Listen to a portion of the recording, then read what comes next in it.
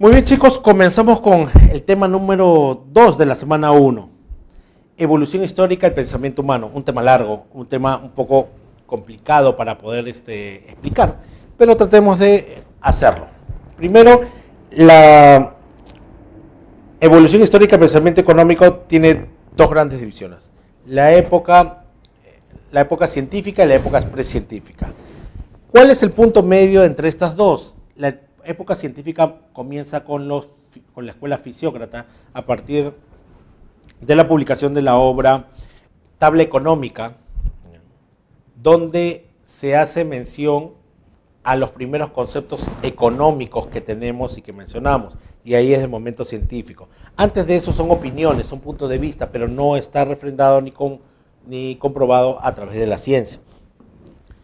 Y también tenemos que entender que esta división que hay aquí, ¿ya?, se da también por época antigua, época media, moderna y contemporánea.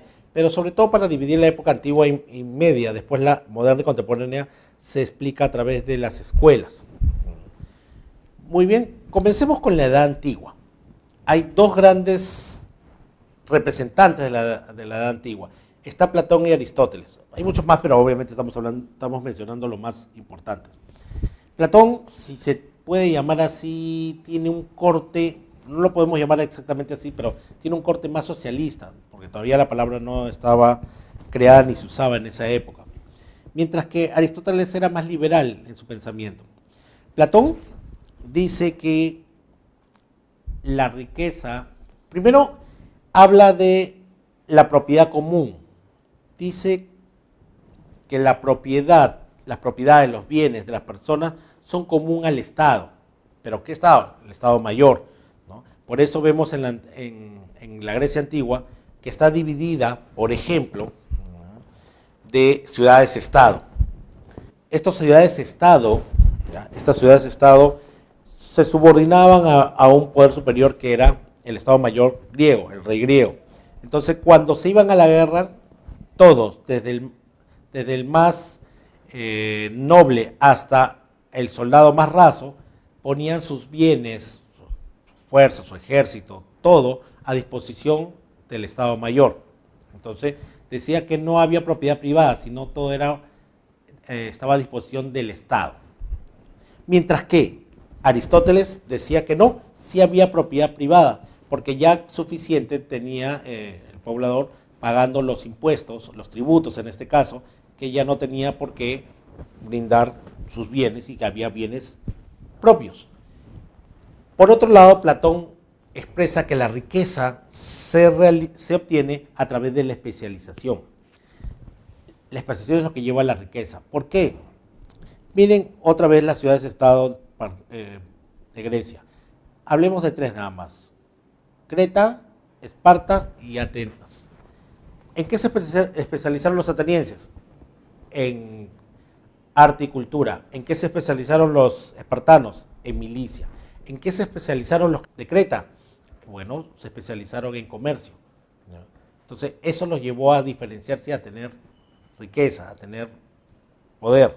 Mientras que Platón también mencionaba que la especialización también tenía que ser llevado a sus clases sociales, porque se dividía en guerreros, artesanos y gobernantes. Y también mencionó algo, decían que las mujeres debían estar en la clase guerrera y gobernante. ¿Por qué?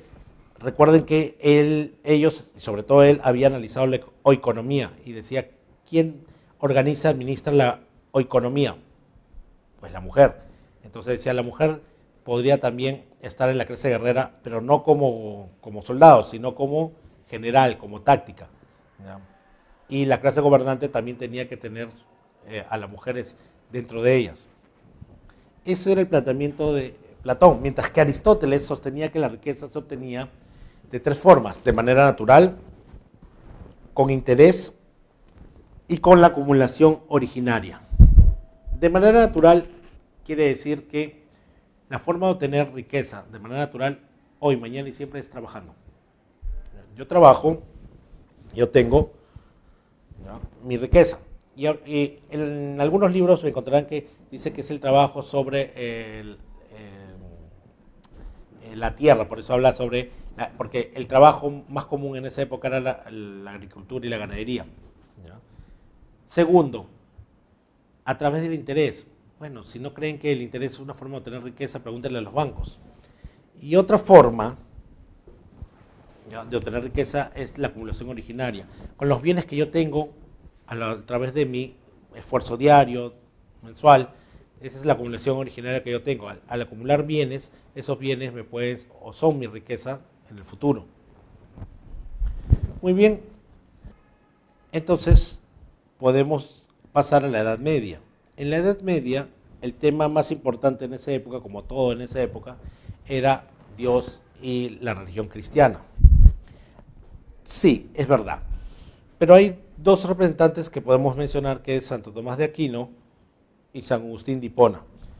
San Agustín, seguidor de los pensamientos platónicos, dice que el concepto más económico es el tema de tener, ¿no?, el tema de tener bienes ya no comunes al Estado, sino comunes a la Iglesia. Es decir, el cuerpo humano se divide en dos, cuerpo y alma. Con el alma no deben preocuparse porque es, ¿ya?, Dios quien se encarga de eso y la Iglesia. Pero con las necesidades del cuerpo sí tiene que buscarse satisfacer con bienes, servicios. Y una vez que los tengas, a la hora que mueres, esos bienes tienen que ser común a la Iglesia. Santo Tomás de Aquino, ¿ya?, es seguidor de los pensamientos aristotélicos y él habla de el justiprecio y también habla de y condena la usura del interés. Lo que pasa es que en la antigüedad, cuando el señor feudal tomaba a un siervo bajo su tutela, automáticamente el siervo se volvía su esclavo. Tenía algunos ciertos derechos más que el esclavo, pero seguía siendo su esclavo porque por un préstamo de tierra y semillas tenía que pagarle de por vida, con su trabajo de por vida, ir a la guerra en vez de él, ¿no?, etc. Entonces, aquí Santo Tomás de Aquino condena la usura porque dice que bajo un préstamo, y peor si es por necesidad, debe cobrarse lo justo, ni más ni menos. Muy bien, ahora pasamos a las escuelas económicas y terminamos la Edad Media y pasamos a la Edad Moderna y Contemporánea y comenzamos con la escuela mercantilista del siglo XV al siglo XVIII. Y acá en la escuela mercantilista, entre muchas cosas, tenemos que decir que en la escuela mercantilista se habla de la riqueza como un tema principal sobre la acumulación de metales preciosos, que en ese momento de los metales preciosos era oro y plata, lo más importante. Muy bien, entonces, para los mercantilistas, aquel país que tiene más oro y plata tiene más riqueza. Sí, es verdad, pero acá también tienen que tener en cuenta que en la repartición en la historia universal, estamos hablando del descubrimiento de las colonias y su conquista, aquellos que salieron bien en la repartición de las colonias fueron primero los españoles, porque conquistan México y Nueva Perú, donde había más de estas riquezas que era oro y plata. Después estaba Portugal, que conquistó lo que es la parte brasileña, y Gran Bretaña conquistó, ¿no?, o la monarquía inglesa conquistó lo que es los Estados Unidos, y no había tanta riqueza de oro y plata como ahora se conoce. Ahora, en esta escuela mercantilista, en esa época aquel que tenía más oro y plata era obviamente la monarquía española, porque sus colonias tenían más de este recurso. En los mercantilistas, otra cosa que se resalta es el tema del proteccionismo al mercado interno. Cierro mis fronteras y solamente permito que me vendan aquello que yo no produzco, pero aquello que yo ya produzco no puede vendérmelo en mi mercado. Yo sí puedo comprar lo que yo no tengo, pero tú no me puedes vender aquellos productos que yo ya poseo y yo ya vendo, por más que sean mejores los tuyos. En la escuela fisiócrata que surge en Francia en 2018 como oposición al mercantilismo, obviamente. Esta escuela de pensamiento fisiócrata, ¿ya?, en su obra de Francis Quesnay, ¿ya?, Tabla Económica, habla y menciona que esta escuela combina el estudio de la economía y la matemática, ¿no?, y que lo que es fisiocracia significa gobierno de la naturaleza. En esta escuela se habla de creación de excedentes. Me olvidaba, en la escuela fisiócrata se menciona que la riqueza se mide por aquel que tiene más terreno agrícola, ¿ya? Y sí, pensemos ahora en la línea de la historia universal de la escuela fisiócrata. La independencia de las colonias. ¿Quién ayudó a independizar a las colonias? Fue Francia, justo aquella que no se vio beneficiada en la repartición de colonias. ¿Y cómo los ayudó? ¿Cómo ayudó Francia a la independencia? Les vendió armas, apoyo militar, etc. Y en los fisiócratas pasó algo. Francia se preparó para esto. Una vez que las colonias comienzan a independizarse, Francia había decretado que todos sus ciudadanos que tuvieran terrenos agrícolas, terrenos en general, los volvieran terrenos agrícolas, y que el Estado iba a dar las semillas y la ayuda para la explotación. ¿Por qué? Porque estábamos entrando a lo que es la caída de las colonias en general, y como las monarquías como España, Inglaterra y el mismo Portugal, todo lo traían de las colonias. Una vez que se acabó eso, tuvieron que comprar a quien tenía excedente, y esa era Francia. Ahora sí hablemos de la escuela clásica. Aparece a finales del siglo XVIII, en un contexto donde se desarrolla la revolución industrial y el capitalismo también crece, y se les conoce como economía política. Aquí se plantea algo. Aquí se plantea que la riqueza se mide a través de quien tiene más industria. Aquel que tiene más industria, más empresas, tendrá más riqueza. Aparece nombres como Adam Smith y David Ricardo. Adam Smith,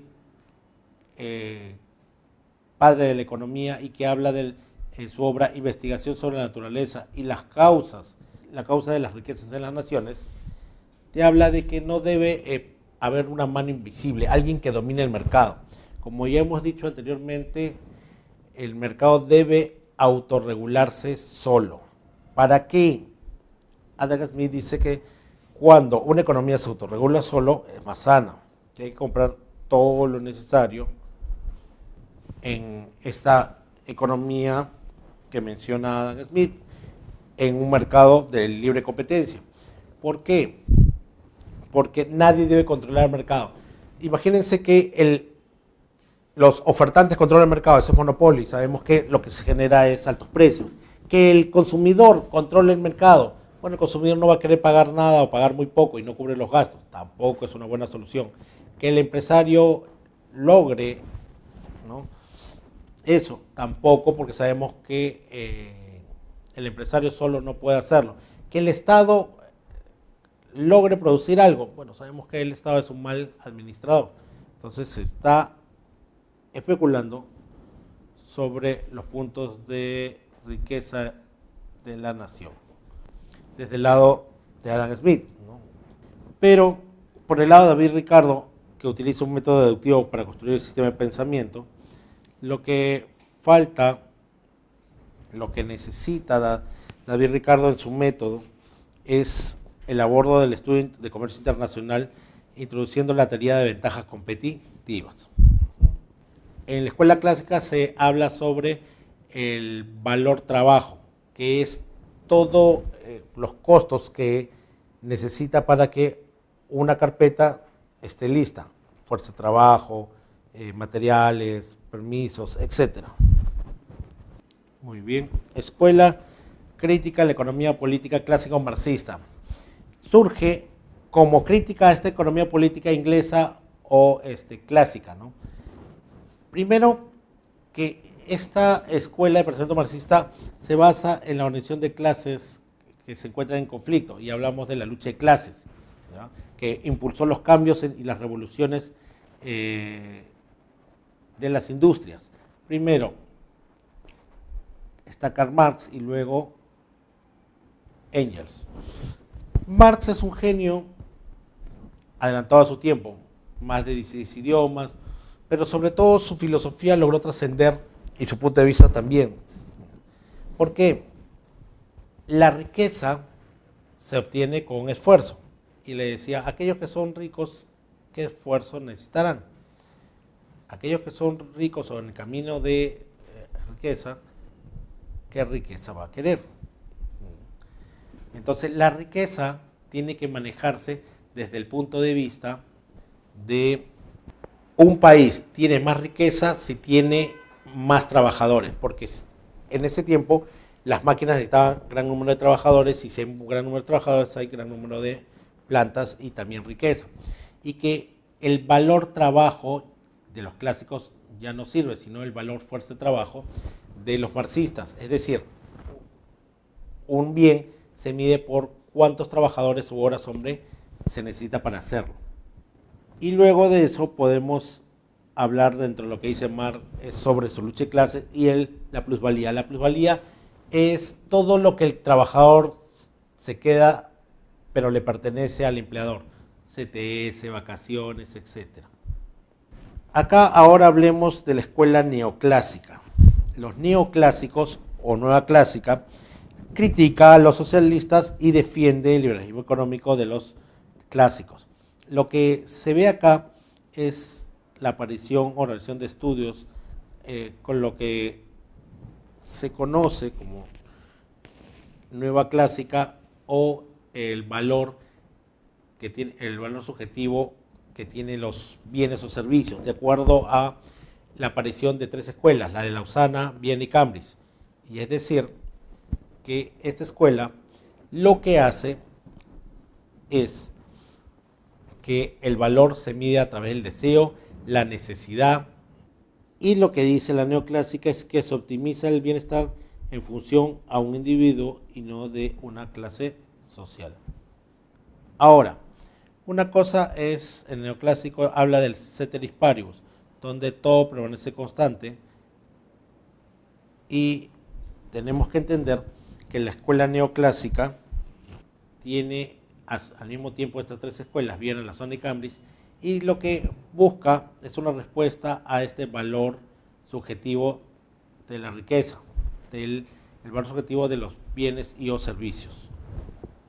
Pasamos a la escuela keynesiana. ¿Ya? En los años 30, en 1929, en la Gran Depresión del 29, aparece John Maynard Keynes, gurú de la economía. En la época de la depresión, el jueves negro, ¿ya?, la caída de Wall Street, lo que pasa es que Estados Unidos se arrodilla presa de la depresión. Y lo que plantea su teoría general de ocupación y interés y dinero es que Keynes lo que buscaba era manejar, ¿ya?, controlar a través del Estado lo que es todo el proceso económico. Hemos visto en todas estas escuelas que hemos mencionado que habla de dejar hacer, dejar pasar, salvo un poco el mercantilismo que quiere un control del mercado interno, pero para las exportaciones. Pero los keynesianos decían, según John Maynard Keynes, que esto no debería volver a pasar, y se evita controlando la inflación, haciendo producción, etc. Y de ahí pasamos a la escuela monetarista. Los monetaristas, liderados por Milton Friedman, dicen, oye Keynes, ¿qué te has fumado? No es así. Lo que pasa es que hay muchas leyendas respecto a que en estos años 60 y 70, después de la caída de Wall Street, todavía se pensaba que se tenía que controlar de manera directa el mercado. Pero los monetaristas dicen que hay que controlar, ¿ya?, la inflación, la inversión privada, nacional, interna y externa, y las políticas de gobierno, logrando así una constitución más sana.